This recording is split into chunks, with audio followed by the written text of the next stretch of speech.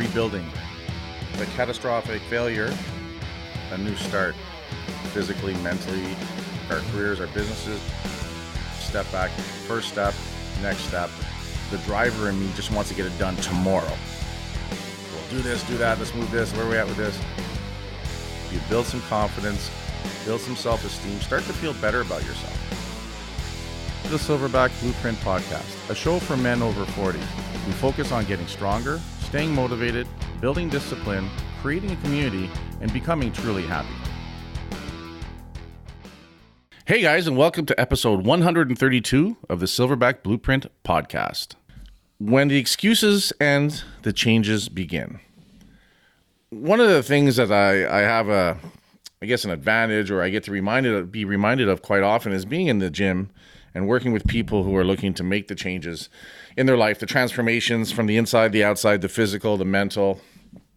One of the things that quickly becomes apparent is when that person has made that switch, that they're really ready to start to do the work to make the changes happen. And that's usually when the excuses stop. And I'm reminded of this because this morning, and a little bit last night, in about 3 or 4 different conversations, I was talking to people that are kind of at different stages in their progress, in their road to transformation, and where they are, and how far they've come, and what kind of success that they're seeing. And I think that's really the big indicator that I really noticed, is that the ones that their language changes, what they're saying, how they're talking about things, how they're talking about their difficulties.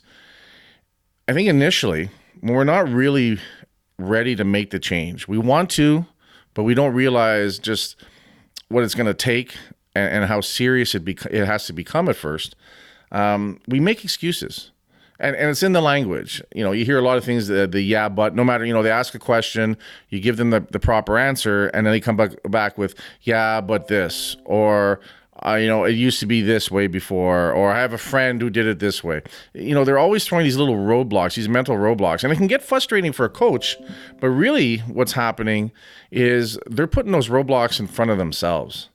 And just some mental gymnastics as to, why they're not making the changes, some of the small sacrifices and doing some of those critical things that have to get done. They're not ready yet to do it. But when it changes for them, there's a very distinct change in how they speak, how they talk about their experience, even how they describe the experience or the difficulty they may be having. There's a different point of view from it overall. I've got one guy, he's 4 weeks in. He's doing the Silverback Blueprint podcast. He's listening to the Silverback Blueprint podcast, but he's doing our Silverback Blueprint 12-week transformation. And he's 4 weeks in. Dude's down 20 pounds. He's already at a point where his blood pressure medication is down, cut into a quarter overall. His doctor was actually floored. She couldn't believe it and stuff. But the one thing for him is right from the get-go, his language was different. You could tell that by the time he came in to see me, he'd already gone through a lot of the excuses and been wrestling with for a bit. And he had this, you don't give up to it, but you kind of just let yourself go and say, you know what, enough of the bullshit, enough of my own bullshit. And he had that. I could tell that right away when I first started talking to him. And even on the first day, he was ready to go. It was basically, where do I go? What do I do? Where do I start? Very different language overall. And everyone comes in motivated and excited, right? But there's just something different about this guy. So, my gut tells me, having worked with a lot of people, including myself, that we were going to see some really good progress, but we were going to see some consistent progress. When we get people that are not quite, committed to it, or haven't quite given themselves up to the fact that they need to make the changes, what they've been doing isn't working, and they're truly not happy anymore, and they realize it, and they come to embrace that. Until then, they're still dealing with the excuses. They're still putting those roadblocks up. I got another gentleman I'm working with and stuff, and week 3 fell off his nutrition plan and gained 6 pounds, right? I'm dealing with some bigger people, right? And right off the bat, rather than admitting that he ate wrong and he fell off the plan, it was very much, almost like an attacking, well, do I have to eat this way forever? And, when is it going to change? And kind of blaming, the excuse thing happening here. And I just was just very frank with him. I said, look, you lost a lot of weight. Now you've gained it back and more. The way you were doing things isn't working. So you can go back to those things, but the same results are going to happen. So at the end of the day, you need to own it. You need to stop the excuses. You have to stop blaming your circumstances. You have to stop blaming everything and everyone else and just be honest. And if you fuck up, just fucking stand up, dust yourself off, and course correct. But own it. And when you start to really own it and you stop making those excuses, you stop doing this to yourself. Because you realize at the end of the day, you're the only one to blame. I don't have time to make all these meals. Bullshit. I'm on the road a lot. Well, then fucking pack a cooler and put your food in there. Well, I don't have time to pull over and eat. I go, you have fucking time to pull through a drive-through. Right? It's just excuses. It's like you're throwing one barrier in front of the other to avoid getting to the truth and getting to the honesty of it overall.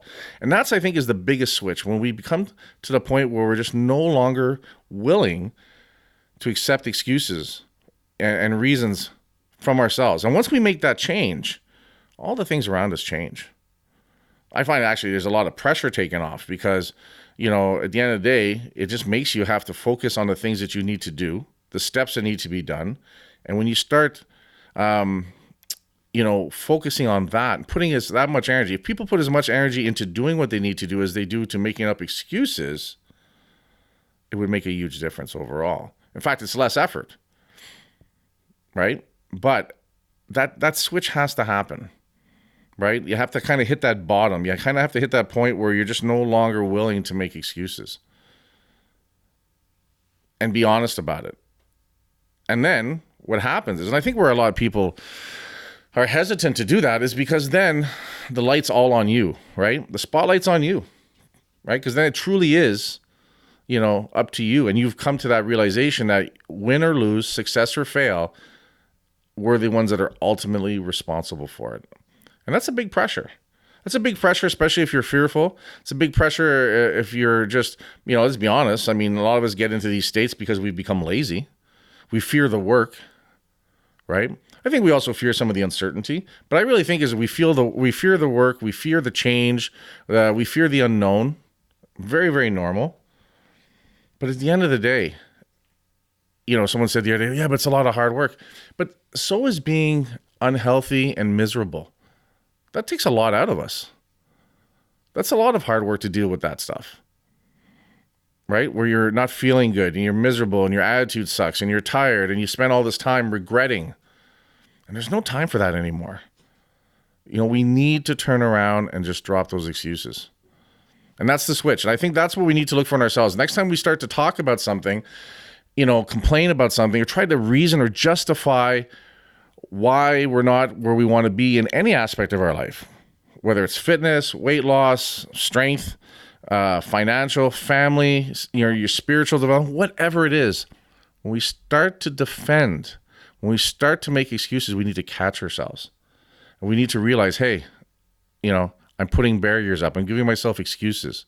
We got to pull those safety nets away, right? We need to listen to our own language. We need to listen to what we're saying and what we're not saying overall. Like I said, it was weird because it just sort of hit me last night and again this morning with those 4 or 5 different conversations I had. And like I said, everyone's sort of in a different position, in a different stage, how the language is changing. And it's kind of like someone finally gets it. The other thing I run into a lot is when we're working with a client who is always looking for that special program, or this person might have the secret that I need to know, or I'm gonna follow this routine, or they're looking for that magic. And at the end of the day, I think that's another form of excuse. Now, I'm not saying don't try different things. By all means, try different things. But whatever you try, give it its honest due. Spend the 6 to 10 weeks or whatever the program calls or the diet calls and work it in earnest. Then decide, did it actually work for you? But be honest, right? And I think what we'll find is that we'll stop trying to jump from one solution to another, and we'll actually just start to work the solutions we have around us. How many people buy things on impulse because they feel it's going to make them happier? Just the fact they're buying something has a chemical reaction in the brain. You feel good, but then it quickly goes away. I just bought this new bike. It's going to do this for me. I just bought this new piece of equipment. I just bought this new training shoe. I see it a lot in the powerlifting world. Oh, I'm getting these new shoes. I'm like, I think that's great. When are you going to start working hard in your routines, though? Right? When are you going to show up 5 days in a week and 7 to work out? When are you going to put an honest 40 minutes of hard work into your workout? Because that's where the changes happen. That's where the body's forced to make the differences. That's where it's forced to adapt. It doesn't give a fuck what shoe you're wearing. Yeah, maybe there's a slight biomechanical leverage edge by using this heel versus that heel. I'm sure there is some science behind it. But there's so much that can be done first. I got these new shoes. I'm going to be able to squat better. How about you just fucking squat hard for 12 weeks and do the work and work on your technique? I think that'll take you a lot further than this new $200 and $300 pair of shoes. And then once you've exhausted and you've really worked on the solutions at hand and you put the hard work into the training and you follow the program the way you're supposed to do and you do it, then I think adding something like a mechanical advantage here and there will have an effect. I think it'll have more of an effect then than it will overall on its own. But I think that's the human nature. We're looking for that. What's the quick way? What's the easiest way? Hey, that person's deadlifting this and they use those shoes. Must be the only reason. That's got to be the difference. But I think that's an excuse. I think there's a lot of things we can exhaust first. When I deal with people and we're talking about the nutrition, and nutrition is my weakness. I'm the first to admit it, but I admit it to myself. I don't sit there and wonder why it's not happening when I know damn well when it's not happening and versus when it's happening. Even one of the things I've been working on in the last couple of days in my own personal stuff is I got really busy, a lot of things happening, a lot of things in the air. I was getting a little bit overwhelmed. And the one thing I noticed, I drifted away from my morning rituals because I was getting up in the morning tired because I was going to bed the night before late. And I got a lot of things on my plate. And then I was starting to get more and more overwhelmed. And then where I was trying to catch up was in the morning getting a little extra sleep. And I've come to realize is that extra 45 minutes of sleep versus morning ritual was costing me a lot more overall. It was actually impeding my progress dramatically. So it's 3 mornings I'm back to getting it done as much as I can, my ritual. And I'll tell you, big difference. Big difference today. I feel the difference. I told Luke at the beginning of this podcast, I actually feel in a much better zone than I felt in a long time because a little more planning, a little more headspace, a little more mindset, jumping in the pool first thing in the morning, doing some meditation. It doesn't sound like much, but it's so, so important. And deep down, I knew I was missing it. And that was adding to the stress and the pressure of it overall. But I could keep making excuses saying I'm super busy because I am. I could keep making excuses saying there's a lot on the go because there is. But when I finally said enough is enough, we're going back to what I know fucking works. The changes can be dramatic and almost instant. That's the same for whatever we're doing. Listen to yourself, guys. When you catch yourself making an excuse, I want you to fucking stop. And I want you to listen to what you were about to say or what you said. And I want you to think about it. Use that as a warning sign. And then dig a little bit deeper and find out what the fuck is going on and what it is that you're making the excuse all about.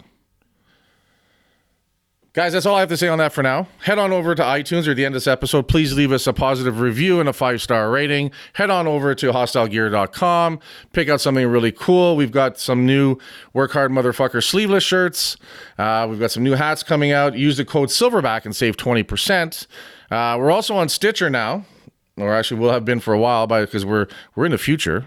We're how many weeks in the future right now, Luke? We're 5 weeks into the future, guys. So when you're listening to this, 5 weeks ago, we got on Stitcher. So that's good for all you Android users, all 7 of you. You can now download our episodes directly, get in the know, catch it up. And as always, guys, work hard, motherfuckers. And I'll talk to you guys later. Hey guys, listen, thanks a lot for listening to this episode. If you know of someone who could benefit from this specific episode or even from our podcast as a whole, I'd love for you to share with them, bring them into the fold, get them to get to know who we are. As always, guys, with the Silverback Blueprint, my goal is to help as many men over 40 and 50 and into their 60s rebuild their lives and just live to the level that they want to live. And I really appreciate if you could help us spread the message, and that would be fantastic.